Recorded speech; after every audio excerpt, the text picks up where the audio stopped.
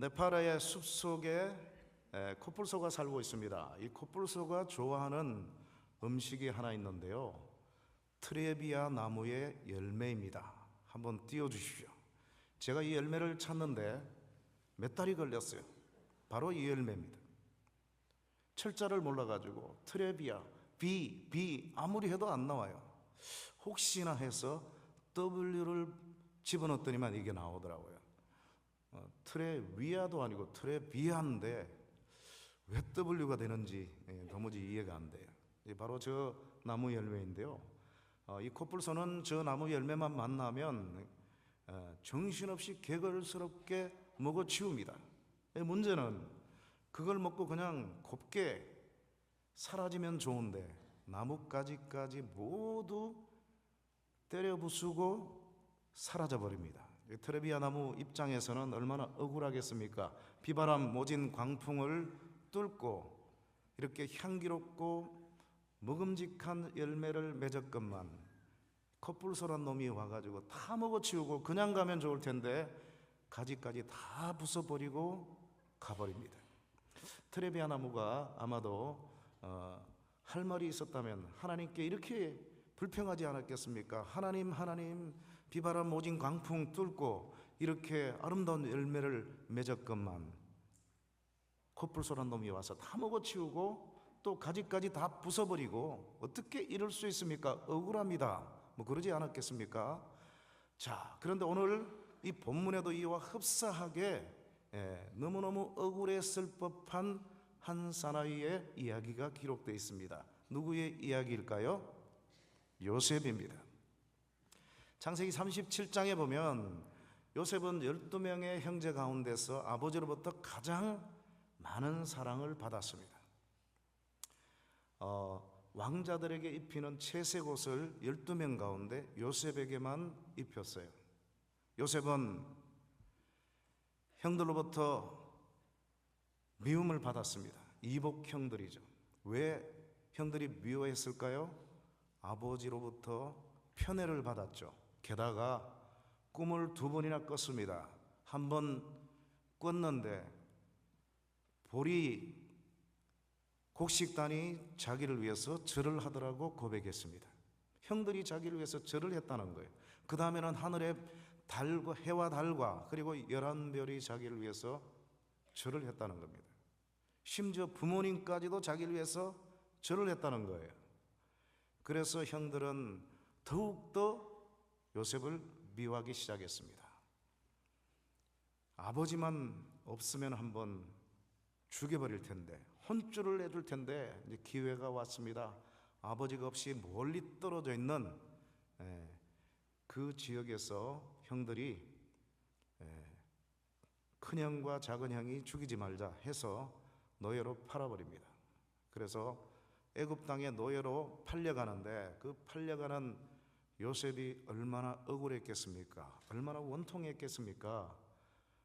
그래서 많은 분들은 그렇지만 요셉은 훌륭한 사람이기 때문에 전혀 요동 없이 끌려갔을 거라고 얘기합니다. 그런데 한번 띄워주십시오. 창세기 42장 21절을 보면 이후에 일어난 사건입니다. 요셉이 총리가 되고 나서 형들이 양식을 구하러 왔습니다. 양식을 쉽게 구하면 좋겠는데 여러모로 일이 꼬입니다. 그때 형들이 자기들끼리 하는 얘기예요.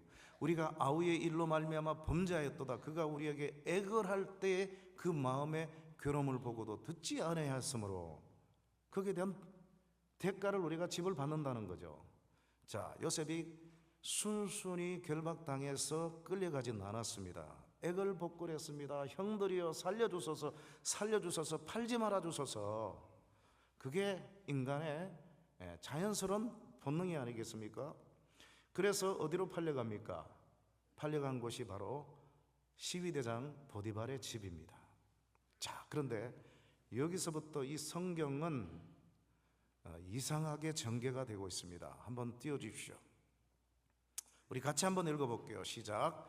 여호와께서 요셉과 함께 하심으로 그가 형통한 자가 되어 그의 주인이 여호와께서 그와 함께 하심을 보며 또 여호와께서 그의 범사에 형통하게 하심을 보았더라. 자, 그런데 아무리 봐도 형통한 기미조차 보이질 않습니다. 만약 오늘 2절 3절처럼 정말 하나님이 요셉과 함께 하셔서 그가 형통한 자가 되었다면 2절이 어떻게 기록이 되었어야 될까요? 띄워주십시오. 여호와께서 요셉과 함께 하심으로 그가 형통한 자가 되어 그의 아비 집으로 돌아가니라. 이래야 우리가 생각하는 형통이 아닙니까? 그죠? 자, 그런데 그걸로 끝나지 않습니다. 인정받아서 가정 총무가 되었지만 여전히 노예 신세입니다. 그런데 아무도 없는 상황에서 보디발의 아내가 유혹을 합니다. 띄워주십시오.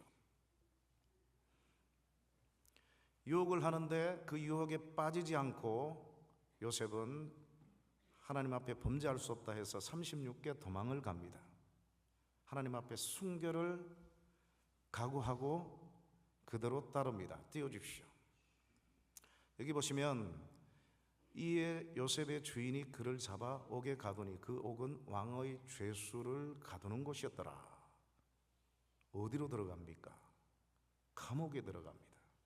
여러분, 이 젊은 청년, 그것도 히브리 노예입니다. 생사 여탈권이 주인에게 달려 있어요. 하나님 앞에 핑계거리가 많습니다. 그럼에도 불구하고 핑계하지 않고 그 여주인의 명을 어기고 36개 도망을 갑니다. 이건 죽음이에요. 자, 그러면 하나님이 함께하는 자가 맞고 또 이것이 형통한 사람의 모습이 맞다면 어떻게 돼야 됩니까?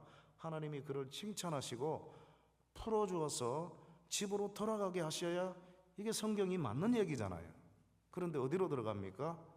감옥으로 들어갑니다. 이 감옥이 보통 감옥이 아니에요. 감옥도 좀도둑이 들어가는 감옥과 대통령들이 들어가는 감옥들, 그 다음에 사형수들이 들어가는 감옥 다 따로 있습니다. 천차만별입니다. 왕의 영모죄에 해당되는 무시무시한 감옥에 들어갑니다. 이게 형통한 자의 모습이 맞습니까? 자, 감옥에 들어갔어요. 그 다음 띄워주십시오. 감옥에서 또 여호와께서 함께 하셔서 전옥으로부터 사랑을 받고 인정을 받아서 이제는 가정총무에서 감옥총무가 됩니다. 감옥총무. 이유는 여호와께서 요셉과 함께 하셔서 그를 형통케 하셨다는 겁니다.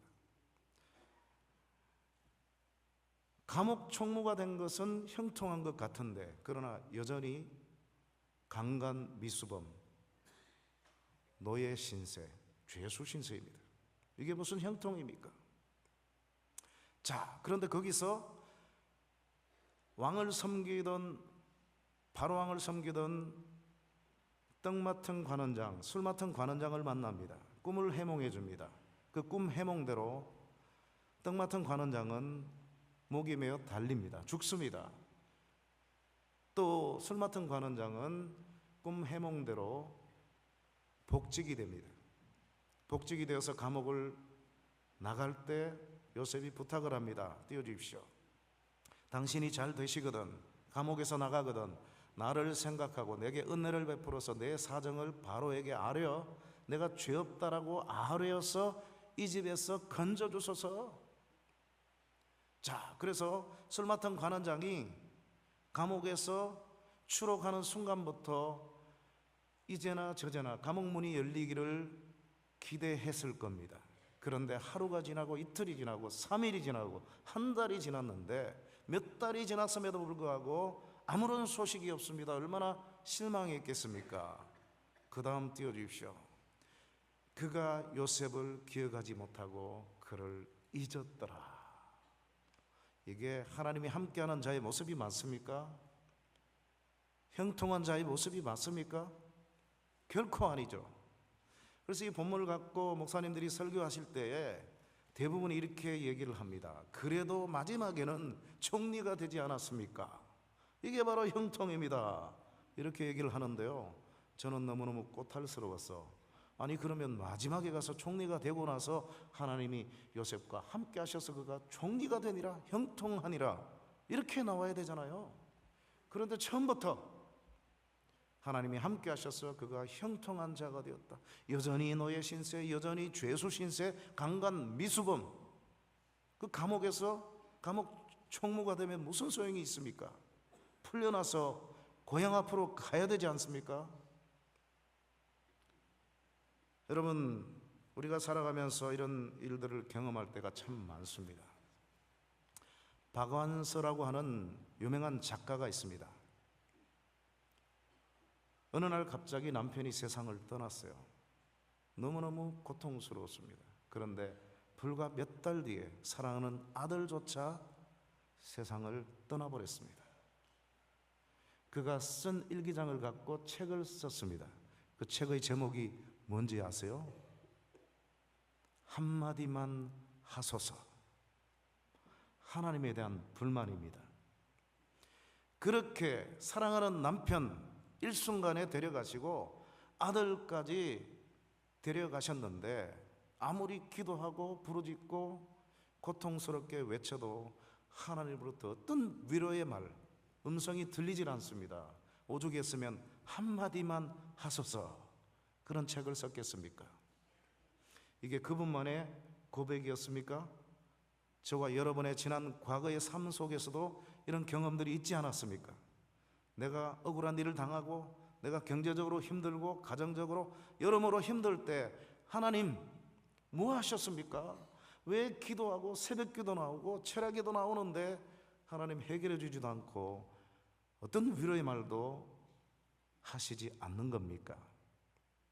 이게 오늘 저와 여러분의 고백이 아니었습니까? 제가 너무너무 사랑하는 친구가 한 명 있습니다. 이름만 대면 여러분들이 다 아시는 아주 유명한 목사입니다. 한국에 코로나가 터져서 사람들이 막 죽어나갈 때 코로나가 터졌어요. 코로나에 걸렸습니다. 그때 코로나가 걸리면요 뉴스에 회자가 되었습니다. 담임 목사가 코로나가 걸렸습니다. 역적이 되는 거예요. 그래서 격리가 됐는데 저하고만 카톡을 했습니다. 아, 이러다가 친구가 죽겠구나. 그런데 한 달이 지나니까 나았다는 얘기보다는 오히려 절망적인 소식이 왔습니다. 교수님, 폐렴에 걸렸습니다. 기도해 주세요. 죽을 것 같습니다. 아, 이 친구가 죽겠구나. 열심히 기도했습니다. 근데 기적같이 몇 달 만에 살아났어요. 얼마나 고통스럽겠습니까? 와임이 수많은 교회가 있고 수많은 목회자가 있는데 왜 하필이면 목회 열심히 잘하고 있는 내가 이 병에 걸립니까? 이러다가 내가 죽는 건 아닙니까? 왜 하필이면 또 폐렴까지 온단 말입니까? 그렇게 불평하지 않았겠습니까? 하나님이 살려주셨어요. 자, 여러분은 이런 경험들 하지 않으셨습니까? 어떤 음성도 어떤 위로도 우리가 받은 적이 없을 때가 많지 않습니까? 즉각 얘야 내가 너의 고통을 안단다, 지켜보고 있단다, 그렇게 한마디만 해주시면 얼마나 좋겠습니까? 그런데 우리 하나님은 그렇게 답하지 않으실 때가 너무 많아요. 제가 경험한 하나님 그렇고 여러분도 마찬가지죠. 그래서 적잖은 분들이 하나님의 존재에 대해서 의심하는 분들이 있습니다. 또 의심은 하지 않지만 신뢰가 무너지는 경우들이 있습니다. 아, 우리 하나님은 살아계시긴 하지만 70억의 인구 가운데서 나한테만 또 관심을 가지기는 좀 바쁘시고 그러셔서 그런지 즉각 응답은 별로 없으신 분이야. 원래 그러신 분이야. 당연하게 생각하는 경우들이 많지 않습니까? 자, 여러분, 우리가 생각하는 형통과 성경이 말씀하고 있는 형통에 차이가 있으리라고 생각하십니까? 당연히 차이가 있습니다. 우리가 생각하는 형통과 하나님이 말씀하시는 형통은 어떤 차이가 있을까요? 본문을 통해서 살펴보기 전에 트레비아의 이야기로 다시 돌아갑니다. 트레비아 나무가 얼마나 억울하겠습니까? 그렇게 충실한 열매를 맺었는데 와서 먹는 것까지는 괜찮은데 나뭇가지까지 다 부숴놓고 가버리니까 얼마나 억울하겠습니까? 그러나 그 이후에 트레비아 나무에게 일어나는 그 비하인드 스토리를 우리가 알고 나면 이야기는 상당히 달라집니다. 그 이후로부터 트레비아 나무에 신비로운 생명의 역사가 일어난다는 사실을 대부분은 모르고 있습니다. 트레비아 나무, 이 코뿔소는요, 소화력이 왕성해가지고 트레비아 나무 열매를 맺으면 순식간에 소화를 해버립니다. 그런데 이 코뿔소가 절대로 소화를 못 시키는 것이 하나 있습니다. 그 트레비아 나무 열매 속에 있는 씨앗입니다. 아무리 시간이 가도 소화를 못해요. 그래서 배설물과 함께 섞여서 땅에 떨어집니다. 트레비아 나무 열매는요, 특징이 하나 있는데 음지에서는 절대로 싹을 피울 수가 없습니다. 양지라야 싹을 피울 수가 있어요. 코뿔소의 행동 반경이 무려 100km나 된다고 합니다. 네팔의 그 넓은 광야에 들판에 여기저기 양지에 다니면서 트레비아 나무 열매를 먹고 소화가 안 되는 그 트레비아 나무 씨앗을 배설물과 함께 여기저기 토해냅니다. 그러면 그 양지에서 트레비아 나무 씨가 떨어져서 싹이 트고 꽃이 피고 열매가 맺어지는 거예요. 네팔에 코뿔소가 없으면 트레비아 나무는 결코 생존할 수가 없습니다. 신비로운 일이죠. 열매를 다 먹어치우고 그 다음에 가지까지 다 부숴버리니까 우선 볼 때는 억울한 것 같은데요, 트레비아 나무는 누구한테 감사해야 돼요? 코뿔소한테 감사해야 됩니다. 알고 보면. 그런데 정말 감사해야 될 대상은 따로 있습니다. 코뿔소가 아니에요. 하나님입니다. 코뿔소는 트레비아 나무를 위하는 마음이 조금도 없어요. 열매만 보면 야, 신난다, 오늘 내 맛있는 양식이 여기 있구나 하고는 먹어치우고는 또 나뭇가지까지 기분 낸다고 다 몽땅 부숴버리고 가버립니다. 그런데 그 특징을 너무나도 잘 알고 계시는 하나님은 그 코뿔소의 특징을 선용하셔서 양지 이곳저곳에 트레비아 나무가 자라게 하고 열매를 맺게 하시는 겁니다. 알고 보면 트레비아 나무가 정말 감사해야 될 대상은 바로 코뿔소가 아니라 하나님이라는 겁니다. 오늘 이 본문의 요셉도 마찬가지입니다. 요셉도 마찬가지입니다. 요셉이 애굽에 팔렸습니다. 그런데 요셉을 인생의 코너로 몰아넣은 주범들이 누굽니까? 첫째로 이복 형들이죠. 그런데 두 번째는요, 보디발의 아내죠. 감옥까지 갔잖아요. 그것도 그냥 개인 원한, 강간 미수범이다 하면 개인 원한이, 왕의 영모죄에 해당되는 그 감옥에는 이런 사람을 집어넣을 수가 없어요. 그런데 얼마나 자존심이 상했겠어요? 거기를 집어넣습니다. 그런데 거기 들어간 것이 총리가 되는 지름길이 된 겁니다. 형들이 애굽에 팔지 않았다면 요셉이 총리가 될 수 있었을까요? 애굽의 총리? 결코 될 수 없었습니다. 또 팔렸다 할지라도 보디발의 아내가 그렇게 강간 미수범으로 억울하게 누명을 뒤집어 씌워갖고 왕의 영모죄에 해당되는 그 감옥에 집어넣지 않았더라면 어떻게 바로왕을 만날 수 있었겠습니까? 그런데 한 가지가 더 있더라고요. 참 이 성경은 신기해요. 깊이 파고 들고 파고 파다 보면 기가 막힌 신비로운 역사가 나타납니다. 자, 꿈을 해몽해 줬어요.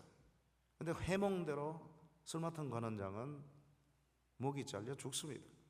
떡 맡은 관원장은 복직이 되어서 돌아갑니다. 아까 보셨듯이 왕을 만나거든 저의 억울함을 얘기해서 풀어주소서, 그렇게 하겠다고 약속하지 않았겠습니까? 그런데 기억하지 못하고 잊어버렸어요. 얼마나 억울했겠습니까? 이제나 저제나 한 달이 지나고 두 달이 지났는데 아무런 소식이 없어요.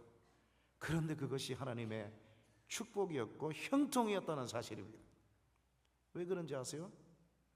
그가 추록에서 왕을 만나서 복직이 되는 그 첫날에 기억해가지고, 왕이시여, 사실 이런 사람을 만났는데 감옥에서 그 사람이 꿈을 해몽하는 대로 한 사람은 죽고 저는 이렇게 복직이 되었습니다 라고 얘기했다면 기껏해야 어떤 결과가 초래됐을까요?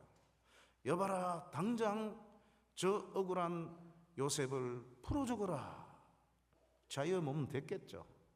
그리고 고향 앞으로는 갔겠죠. 애굽의 총리가 되었겠어요? 못 되었겠어요? 절대로 될 수가 없습니다. 그런데 기억하지 못한 것이 축복이었다는 겁니다. 그런데 영원히 기억 못하면 안 되겠죠. 어느 때까지 기억을 못해야 됩니까? 왕이 꿈을 꿀 때까지는 기억 못하는 것이 형통이었습니다. 왕이 꿈을 꿨는데요, 아무도 해몽을 못하는 거예요. 이야, 이렇게 인재가 없냐? 왕이 화가 나서 모든 신하들, 관료들을 죽일 수 있는 그런 긴급한 상황입니다. 그때 이 술 맡은 관원장이 감옥에 있는 요셉을 떠올린 겁니다. 그래서 왕이시여 하고 자초지종을 다 말합니다. 그래서 추록해서 목욕 제게하고 옷도 갈아입고 왕을 만나서 꿈을 해몽해주고 왕에게 인정받아서 애굽의 총리가 될 수 있지 않았습니까? 여러분, 총리가 되었을 때 비로소 형통한 것이 아닙니다. 애굽에 팔려갈 때부터 총리를 향한 하나님의 역사가 있었다는 거예요. 형통이었습니다. 감옥에 들어간 것도 형통이었고 잠시 동안 잊어버린 것도 형통이었더라는 것입니다.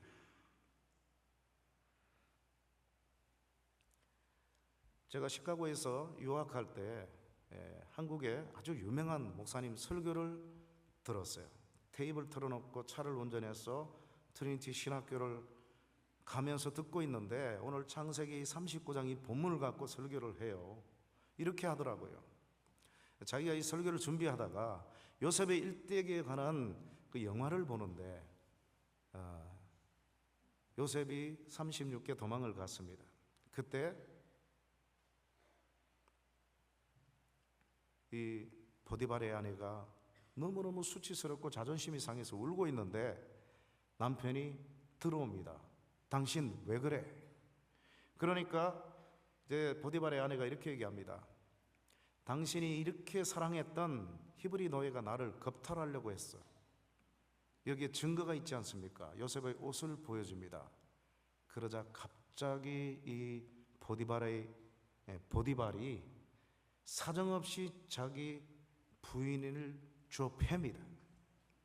주워 패면서 하는 한마디가 있습니다. 요셉은 신실한 사람이야. 요셉이 하나님의 이름으로 말하는 것은 다 진실이야. 네가 꼬셨지. 네가 꼬셨지. 요셉이 하나님의 이름으로 말하는 것은 다 진실이야. 네가 꼬셨지. 네가 꼬셨지.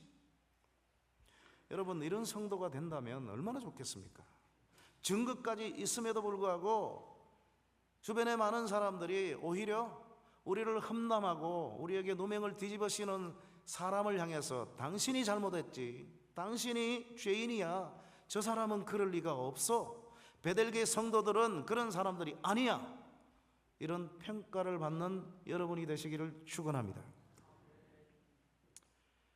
얼마나 감동적인지 몰라요. 그런데요, 본문은 그렇게 말하지 않습니다. 본문을 보니까 그의 주인이 자기 아내가 자기에게 이르기를 당신의 종이 내게 이같이 행하였다 하는 말을 듣고 심히 노한지라. 여봐라, 저 히브리 노예를 당장 잡아와라. 그래서 잡아왔겠죠. 요셉의 주인이 그를 잡아 옥에 가둡니다. 여러분, 좀 전에 얘기했던 그 스토리와는 완전히 달라요. 이 본문은 아무리 요셉을 보디발이 신뢰해도 증거까지 있잖아요. 와이프의 일이잖아요. 와이프 말을 더 들을 수밖에 없겠죠. 자, 많은 목회자들이 이 창세기 37장과 39장 요셉의 이야기를 갖고 요셉을 주인공으로 설교할 때가 많습니다. 심지어 어떤 신학자들은 요셉을 예수 그리스도의 그림자로 해석하는 분들까지 있습니다. 그런데요, 본문은 아니에요. 보세요. 요렇게 아까처럼 해버리면 요셉은 위대한 사람으로 우리의 샘플로 모범으로 칭찬받을 수 있지만 요셉을 요셉되게 하셨던 하나님은 어디로 가버렸습니까? 띄워주십시오. 요셉이 그렇게 된 이유가 여기 나와 있습니다.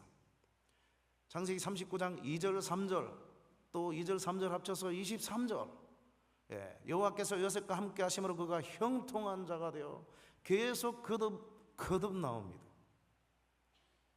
이뿐만 아니라 구체적으로 요셉이 어떻게 젊은 혈기에 히브리 노예에 불과한데 그렇게 성적인 순결까지 지킬 수 있었을까? 그런데요, 시편 105편을 아십니까? 제가 읽어보겠습니다. 그가 또 그 땅에 기근이 들게 하사 그들이 의지하고 있는 양식을 다 끊으셨도다. 그가 한 사람을 앞서 보내셨으며 요셉이 종으로 팔렸도다. 그의 발은 착고를 차고 쇠사슬이죠. 그의 몸은 쇠사슬에 매였으니 곧 여호와의 말씀이 응할 때까지라. 하나님이 요셉에게 착고에 채여 있는 요셉에게 말씀을 보내갖고 그가 시험에 들지 않도록, 범죄하지 않도록 단련하셨도다. 우리 하나님은 이렇게 구체적으로 응답하시는 하나님이십니다. 또 띄워주십시오. 이제 형들이 찾아왔습니다.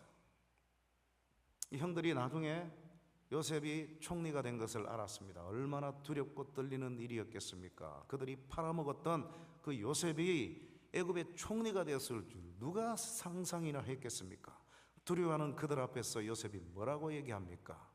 이제 빨간 부분만 읽어보겠습니다. 하나님이 생명을 구원하시려고 나를 당신들보다 먼저 보내셨나이다. 하나님이 큰 구원으로 당신들의 생명을 보존하고 당신들의 후손을 세상에 두시려고 나를 당신들보다 먼저 보내셨나니 그런즉 나를 이리로 보낸 이는 당신들이 아니요 하나님이시라. 아버지가 돌아가셨어요. 야곱이 죽었습니다. 아버지 살아계실 때는 우리를 해하지 못했는데 아버지 돌아가셨으니까 이제는 우리 죽음이다. 그래서 막 애걸복걸하고 이번에는 역전되어 갖고 형들이 살려달라고 합니다. 그럴 때 요셉이 또 뭐라고 얘기합니까? 그 다음 띄워주십시오. 당신들은 나를 헤아려 하였으나, 우리 같이 한번 읽어보겠습니다. 시작. 당신들은 나를 헤아려 하였으나 하나님은 그것을 선으로 바꾸사 오늘과 같이 많은 백성의 생명을 구원하게 하시려 하셨나니 당신들은 두려워하지 마소서. 내가 당신들과 당신들의 자녀들을 기르리이다 하고 그들을 간곡한 말로 위로하였더라. 간곡한 말로 위로하였더라. 진심이었다는 겁니다. 요셉은 처음에는 잘 몰랐지만 총리가 되고 나서 하나님이 왜 자기를 앞서 보냈는지, 비록 여러 사람들의 악한 그런 계획과 악한 마음, 그것 때문에 왔지만 하나님은 그것을 어떻게 선용하셔서 자기를 총리로 삼아 주셨는지를 너무너무 잘 알게 되었습니다. 띄워주십시오. 창세기 15장의 아브라함과의 약속을 기억한 겁니다. 그날에 여호와께서 아브라함과 더불어 언약을 세워 이르시되 내가 이 땅을 애굽 강에서부터 그 큰 강 유브라데까지 내 자손에게 줄 것이다. 약속의 땅 가나안 땅에 들어가기 전까지 430년 동안 하나님께서 이스라엘 백성들을 먹여 살려야 됩니다. 구원시켜야 됩니다. 아브라함과의 약속을 지켜야 됩니다. 요셉은요, 요즘 간증하는 사람들의 결론과 전혀 다릅니다. 간증하는 분들의 결론이 주로 어떻게 되어집니까? 내가 실수하고 죄를 짓고 그렇게 살다가 뒤집어져서 변화된 삶을 살았더니만 하나님이 저를 이렇게 높이 세워주셨습니다. 그 다음에 억울한 일 당하고 누명 뒤집어 쓰이고 그러면서도 하나님 원망하지 않고 멋지게 살았더니 하나님이 저를 거부가 되게 하셨습니다. 결론은 자기가 거부가 되고 자기가 높아졌다. 자기 영광, 자기 자랑이 간증의 대부분입니다. 우리도 그런 간증을 할 때가 적지 않습니다. 그런데 요셉은 내가 총리가 되었습니다. 억울한 일 당하고 그랬지만 꿈을 끝까지, 하나님 주신 꿈을 끝까지 포기하지 않고 지켰을 때 하나님이 저를 이렇게 높이 총리로 세워주셨습니다. 이렇게 자랑 한 번 하지 않습니다. 결론은 뭐예요? 내가 이렇게 된 것은 하나님의 백성들, 내 후손들, 당신들의 후손들까지 구원하기 위해서 12명의 형제 가운데 한 사람은 애굽의 총리가 되어야만 됩니다. 하필이면 저를 통해서 하나님이 이 일을 하셨습니다. 자기 자랑을 하지 않습니다. 자기 높아진 것을 과시하지 않습니다. 자기를 통해서 하나님이 하실 일을 요셉은 안 것입니다. 그렇습니다. 여러분, 요셉을 인생의 코너로 몰아넣은 주범들이 누굽니까? 첫째로 형들이죠. 저 같았으면 감옥에 있으면서 내가 형들이 안 했으면 애굽의 노예로 팔려오지도 않았고 이 감옥에 들어오지도 않았을 텐데 한번 내가 힘이 있어서 형들이 내 눈앞에 나타나기만 하면 한번 혼쭐을 내줄 텐데 이를 부득부득 갈면서 그런 생각을 할 수가 있겠죠. 그런데 그런 날이 왔습니다. 요셉 앞에 형들이 무릎을 꿇고 머리를 조아리고 있습니다. 어릴 때 꿨던 그 꿈이 이루어지는 순간입니다. 얼마나 통쾌했을까요? 그런데 요셉이 형들에게 원수를 갚았어요? 아니면 용서했어요? 용서했습니까? 요셉은 형들을 용서한 적이 없습니다. 하나님이 우리의 최고가 아니라는 것보다 이건 더 이상한데, 여러분, 요셉은 형들을 용서한 적이 없습니다. 왜 그런지 아세요? 요셉의 사전에는 용서란 단어가 없습니다. 왜 용서란 단어가 없을까요? 미움이란 단어조차 없었기 때문입니다. 미워했어야 용서고 자시고 필요한 것 아닙니까? 용서는 미움을 전제로 합니다. 미워하지 않습니다. 처음부터 미워한 적이 없습니다. 왜 그렇습니까? 우리가 말씀을 살펴봤듯이 하나님의 섭리의 관점에서 요셉은 모든 것을 해석할 수 있는 그런 사람이었어요. 오늘 이 베들교회 성도 여러분 모두가 이런 신앙관을 갖고 있다면, 섭리의 관점에서 모든 것을 해석할 수 있는 눈을 갖고 있다면 시험 들 사람은 아무도 없을 겁니다. 아무리 많은 사람들이 여러분을 해코지하고 누명을 뒤집어 씌워도 무조건 사랑이에요. 미워하는 것이 아니라, 미워했다가 은혜 받고 용서하는 것이 아니라, 여러분, 그래서 우리 예수님이 뭐라고 말씀하셨어요? 너희 원수를 용서하라 그랬습니까? 아닙니다. 너희 원수를 사랑하라고 했어요. 손양원 목사님이 자기 두 아들 총으로 죽인 그 원수 같은 안재선 공산당 청년 미워했다가 장례식 마치고 주일날 설교 준비하는데 목사가 용서하지 않고 어떻게 설교가 돼? 그래서 가서 양자로 삼았습니까? 아닙니다. 그냥 뛰어가서 계엄군들에게 잡혀갖고 총살당하기 직전에 뛰어가서 내 양자로 삼을 테니까 죽이지 말아주세요. 처음부터 미워한 적이 없습니다. 미워한 적이 없는데 무슨 용서가 필요합니까? 무조건 사랑이.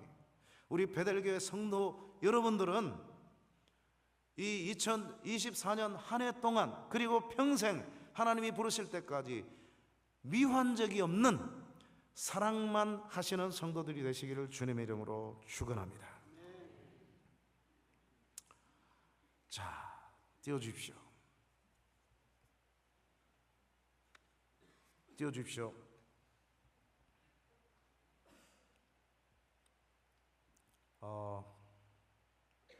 정리해 보겠습니다. 여호와께서 요셉과 함께 하심으로 그가 형통한 자가 되어 그의 범사에 형통하게 하심을 보았더라. 여호와께서 그의 범사에 형통케 하셨더라. 자, 2절을 띄워주세요. 같이 읽습니다. 시작. 여호와께서 요셉과 함께 하심으로 그가 형통한 자가 되어. 자, 이렇게 번역되어 있는데요, 이 잘못된 번역이에요.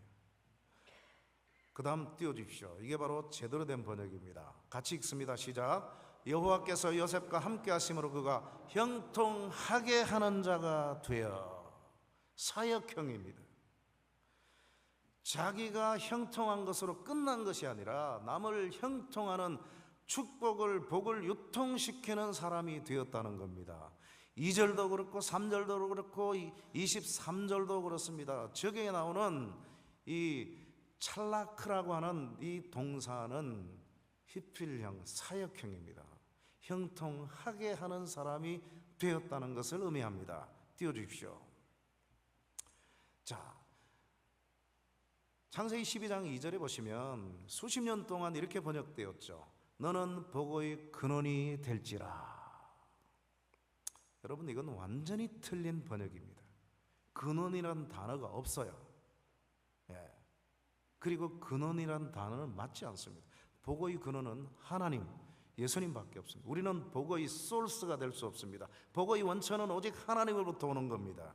그런데 이걸 개역 개정이 이제 제대로 번역을 했어요. 띄워주십시오. 너는 복이 될지라. 베라카, a blessing. 여러분, 여러분이 옆에 있는 분들에게 복이 되는 겁니다. 여러분의 담임 목사님, 우리 김한효 목사님이 여러분의 a blessing, 복이 되는 겁니다. 김한효 목사님은 여러분에게 복을 유통시키는 사람이라는 겁니다. 또 띄워주십시오.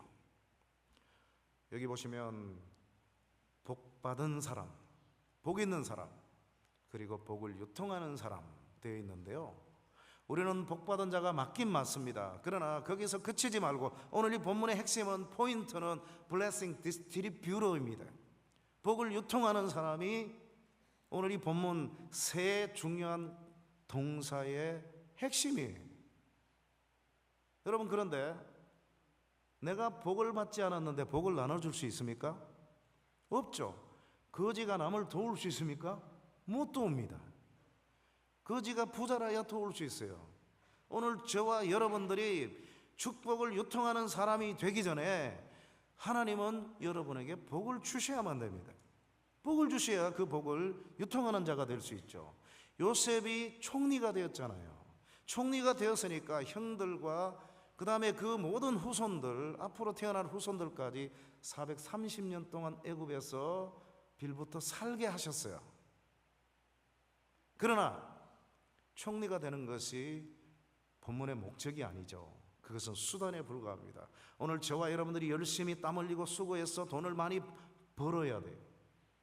정말 세상적으로도 잘 나가는 것이 좋습니다. 그래야 남을 도울 수 있습니다. 남을 돕고 복을 유통시키는, 이것이 오늘 저와 여러분들에게 가장 소중한 핵심입니다. 앞에 얘기했던 그 코로나 걸렸던 친구 목사님의 얘기는 어떻게 됐을까요? 살아났어요. 기적적으로 살아났습니다. 그런데요, 식사를 잘 못합니다. 입맛이 없어서 짬뽕만 입맛이 난대요. 짬뽕을 되게 많이 먹었대요. 그리고 몇 년이 지났어요. 재작년 5월 6일 날 자기 교회에서 수천 명 앞에서 설교를 하는데, 설교하다가 머리가 어지러워갖고 설교 중에 내려왔습니다. 평생 그런 적이 없었어요. 그 교회에 의사들이 있어갖고 닥터들이 병원으로 데리고 왔습니다. 그런데 그냥 와버렸어요. 그런데 세브란스 병원에 근무하는 간호사가 있었습니다. 우리 담임 목사님 문제가 있다.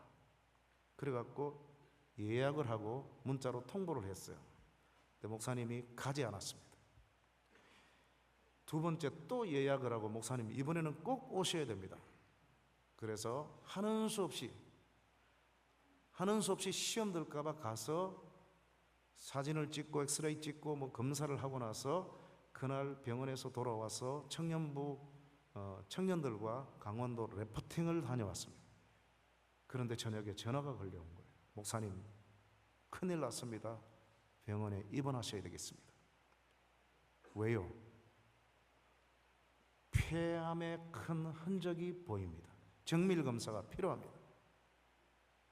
여러분, 암 후다닥 챙겨갖고 병원에 가서 찍었어요.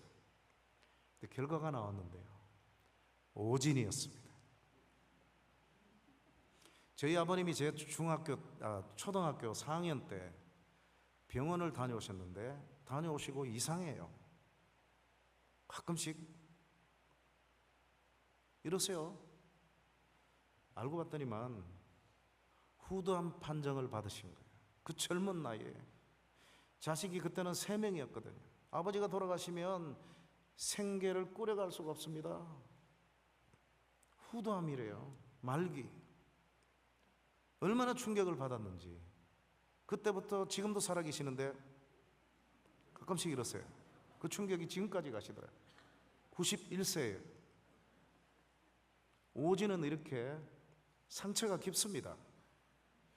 그런데 이 친구 목사의 오진 케이스는 완전히 정반대였습니다. 그래서 뚜껑을 열어봤더니만 폐암이 아니라 코로나 걸렸을 때 그 폐렴 걸렸다고 했죠. 그 흔적이 폐암의 큰 흔적으로 착각을 한 겁니다. 감사하죠. 그런데 그걸로 끝나지 않습니다. 더 큰 감사가 있습니다. 그래서 봤더니만 작은 폐암이 자라고 있는 거예요. 그래서 날짜를 잡아갖고 수술을 성공적으로 마쳤습니다. 여러분, 오진이 없었다면요, 정밀검사할 이유가 없습니다. 문제가 생겨갖고 병원에 갔을 때는 이미 폐암 3기, 4기, 말기가 됩니다. 죽어야만 됩니다. 코로나 터져갖고 다른 목사들은 괜찮은데 왜 하필이면 나만 와임이, 게다가 폐렴까지 왔어요. 얼마나 불평하고 원망했겠어요. 알고 봤더니만 그것이 축복이었어요. 오진한 것도 축복이었더라고요. 여러분이 살아가시면서 멋지게 새벽기도 나오고 철학 예배 나오고 열심히 신앙생활 했는데 잘 풀리지 않는 일들 때문에 하나님을 원망하고 불평하고 믿음이 식어진 경우들을 경험하지 않습니까? 여러분, 그것이 하나님의 형통의 출발이요, 과정이란 사실을 기억하시기 바랍니다. 오늘 설교의 제목이 뭡니까? Boys be ambitious. 많이 들어보셨죠? 윌리엄 클락이라고 하는 분이 얘기한 건데요, 우리에게 많이 알려져 있습니다. 그런데 여기 ambition, 야망이라는 그런 세속적인 용어 때문에 세상에서는 많이 쓰이고 있지만 설교나 교회 안에서는 많이 쓰이지 않습니다. Boys be ambitious. 그런데 이것이 오리지널 소스가 아니라는 사실을 저도 몰랐어요. 인터넷 뒤지다 보니까 이거였구나. 자, 태평양 전쟁 마치고 일본이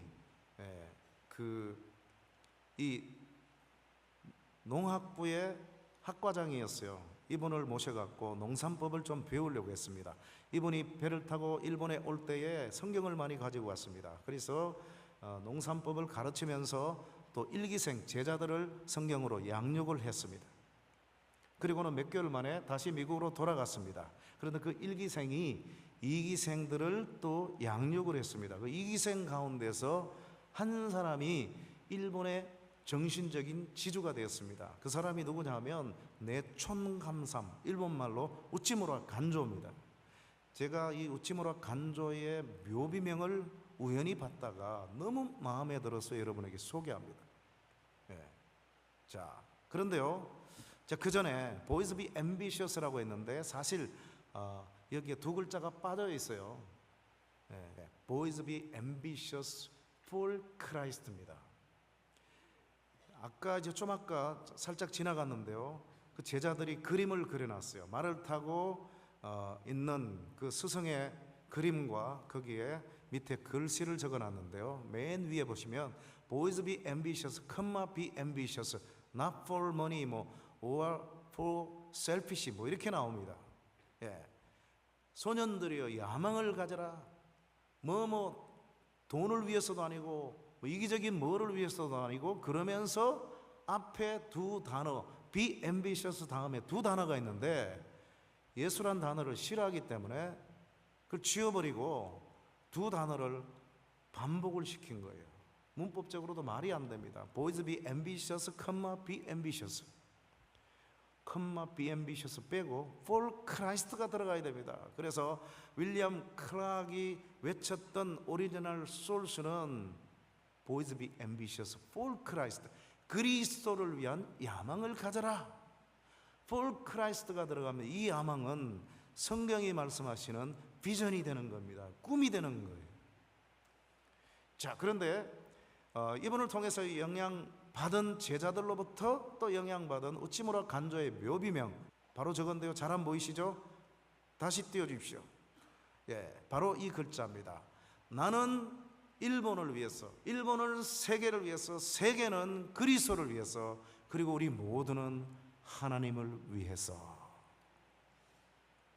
제가 이 베델교회 한번 적용시켜 봤습니다. 마지막 거 띄워주십시오. 한번 따라 하십시다. 나는 베델교회를 위해서, 베델교회는 세계를 위해서, 세계는 그리스도를 위해서, 그리고 우리 모두는 하나님을 위해서.